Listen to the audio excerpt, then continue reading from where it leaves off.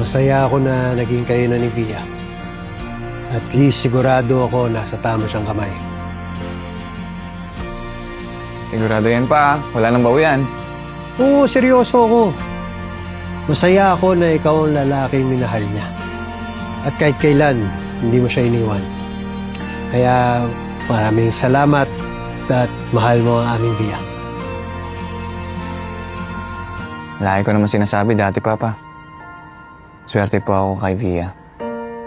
Ako po ang swerte kay Via, Pa. At pangako po, hindi ko po siya iiwan.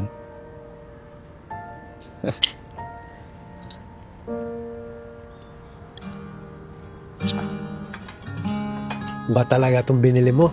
Wala kasi yan, Pa.